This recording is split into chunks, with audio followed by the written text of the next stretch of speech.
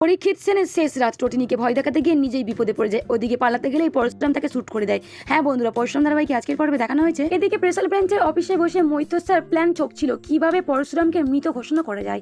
ঠিক তখনই ওখানে এসে হাজির হয় পরশুরাম। পরশুরামকে বেঁচে থাকতে দেখে মৈত্র স্যার ভীষণই চমকে যার ভয় পেয়ে দাঁড়িয়ে পড়ে। তার পায়ের তলা থেকে মাটি সরে যায়, মাথা যেন তার আকাশ ভেঙে পড়ে। কি করবে এবার, কার কাছে যাবে ছুটে?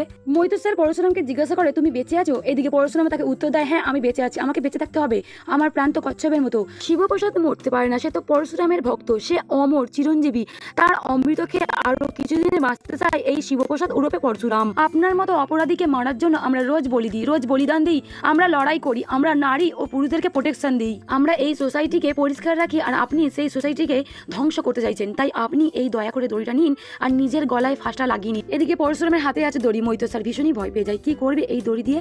পরশুরাম জানিয়ে দেয় যে আমার হাত থেকে এই দড়িটা নিয়ে আপনি আপনার গলার ফাঁসটা লাগিয়ে নিন, না হলে আপনি আমার হাতে যে বন্দুকটা দেখছেন এই বন্দুক দিয়ে আপনাকে আমি শুট করতে বাধ্য হবো। এইদিকে মৈত্র স্যার হাত জড়ো করে পরশুরামের কাছে ক্ষমা চায়, কিন্তু পরশুরাম সারার পাত্র নয়।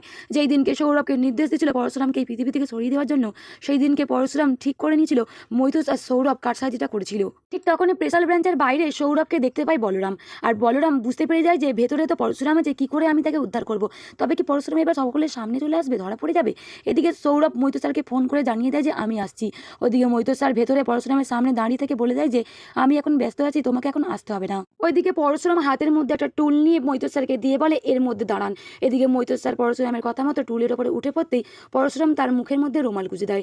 মৈত্র স্যারের হাতটা শক্ত করে বেঁধে দিয়ে টুলের সঙ্গে জড়িয়ে দরজায় বেঁধে দেয়, আর জানিয়ে দেয় যে আপনার অফিসার আসুক, ওই ক্যারেক্ট অফিসার সৌরভ কি করে আপনাকে বাঁচায় আমি দেখতে চাই।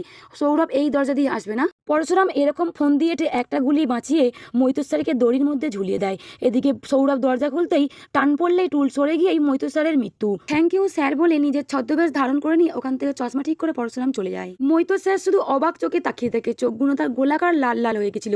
কে বাঁচাবে এবার? তবে কি সৌরভ এই দরজাটা খুলবে? বন্ধু, আজকে পরশুরামের আত্মার শান্তি কামানোর সাধ্যের অনুষ্ঠান করতে গিয়ে নিজেই কি সাধ্যের বলি হয়ে গেল মৈত্র স্যার। অফিস থেকে বেরিয়েই সৌরভের সঙ্গে দেখা হয় পরশুরামের। এদিকে সৌরভ চেনার চেষ্টা করে পরশুরামকে, কোথায় যেন দেখেছে।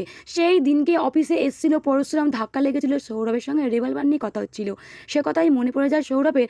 আর স্যার বলেই ছুটে দরজা খুলতেই এদিকে মৈত্র স্যার দড়ির সঙ্গে ঝুলে পড়ে। এদিকে মৈত্র স্যার দড়িতে ধোলা অবস্থায় ছটকি আরম্ভ করে দেয়। তখনই সৌরভ ছুটে গিয়ে পা দুটো আঁকড়ে ধরে মৈত্র স্যারের। সৌরভ মৈত্রকে বাঁচানোর জন্য আপ্রাণ চেষ্টা করছে, অ্যাম্বুলেন্স ডেকে নিয়ে এসে হাসপাতালের উদ্দেশ্যে রওনা দেয়। এদিকে পরশুরাম মৈত্র স্যারকে যে শাস্তি দিয়েছে বলরাম জানতে পেরে ভীষণই ঘাবড়ে যায়, কারণ মৈত্র স্যারের সঙ্গে দেখা করার অ্যাপয়েন্টমেন্ট লেটারটা বলরামই পরশুরামকে দিয়েছিল। বলরাম ভয় পাচ্ছে না, বলরাম পরশুরামের জন্য মরে যেতেও চায়, কিন্তু বলরাম বাঁচতে চায় আর পরশুরামকে খুশি দেখতে চায়। বলরাম তো পেটুক, যা হোক গিয়ে একদিন পরশুরামদের বাড়িতে গিয়ে খেয়ে চলে আসবে।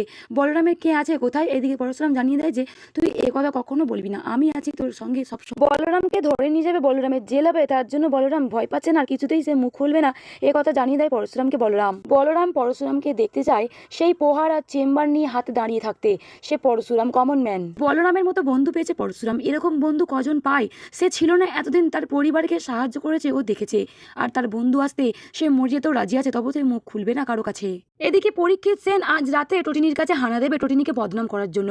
ওদিকে বলরাম পরশুরামকে জানিয়ে দেয় যে তুই কি করে তোর স্ত্রীকে উদ্ধার করবি।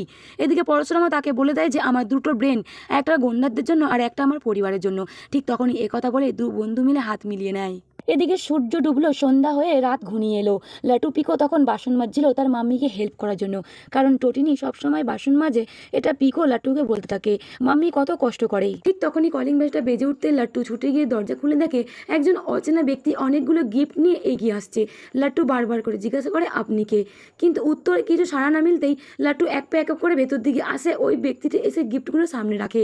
নিজের মরণ ফাঁদ নিজেই বেঁধে নিয়ে এসছেন পরীক্ষিত সেন টটিনির বাড়িতে। ভেতরে প্রবেশ করে পরীক্ষিত সেন মাটিতে গিফটগুলো রাখতে লাট্টু বলে ওঠে আপনি কে? পরীক্ষিত সেন জানিয়ে দেয় লাট্টুকে এখন আমাকে তুমি আঙ্কেল বলতে পারো, কিছুদিন পর থেকে আমি তোমার পা হয়ে যাবো। এদিকে চিৎকার করে লাট্টু পিকোকে জানিয়ে দেয় যে এই দিদি কি বলছে, ইনি নাকি আমার পা হয়ে যাবে। ঠিক তখনই পিকো ছুটে এসে পরীক্ষিত সেনকে জিজ্ঞাসা করে আঙ্কেল আপনি কে, আপনি এত রাত্রে এখানে কেন এসেছেন? এদিকে পরীক্ষিত সেন তাকে জানিয়ে দেয় যে আমি তোমার মায়ের সঙ্গে দেখা করতে এসেছি। দরজার বাইরে গ্যাস কাঁধে নিয়ে নতুন ছদ্মবেশে পরশুরাম দাঁড়িয়ে আছে।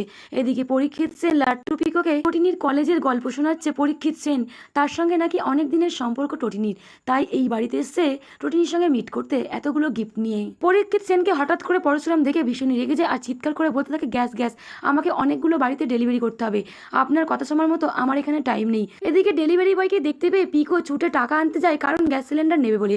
ওদিকে গ্যাস সিলিন্ডার নিচে নামিয়ে দিয়ে পরশুরাম লাট্টুকে জিজ্ঞাসা করে এই ব্যক্তিটিকে। তখনই লাট্টু পরশুরামকে জানিয়ে দেয় ওই ব্যক্তিটিকে চেনে না, ওই ব্যক্তি এক গাদা গিফট নিয়ে মাম্মির সঙ্গে দেখা করতে এসছে, নাকি মাম্মির কলেজের ফ্রেন্ড। আবারও পিকোকে পরশুরাম জিজ্ঞাসা করে এই আঙ্কেলটি কি। এদিকে পিকো সে একই কথা বলতেই ওইদিকে পরীক্ষিত সেন জানিয়ে দেয় যে টোটনির সঙ্গে আমার সম্পর্ক আছে অনেক দিনের। পরশুরাম ভীষণই রেগে যায়, পরীক্ষিত সেনের দিকে ছুটে আসে।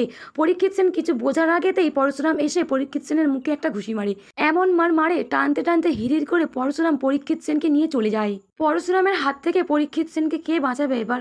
কর্ণ চ্যাটার্জি নাকি জিৎ মুখার্জি নাকি নন্দিনী? অধর্মের বিনাশ করতেই জন্ম এই পরশুরামে, যে যে পাপ করবে তাকে তো শাস্তি ভোগ করতেই হবে। তবে কি বন্ধুরা পরীক্ষিত সেনের এটাই শেষ রাত? পরশুরামের হাতে তার মৃত্যু লেখা আছে, টোটিনিকে কলঙ্কিত করার এটাই কি উপযুক্ত শাস্তি? তবে কি পরশুরাম পরীক্ষিত সেনকে শ্যুট করবে? আপনাদের দেখতে কেমন লাগবে অতি অবশ্যই কমেন্ট করে জানাবেন। ধন্যবাদ।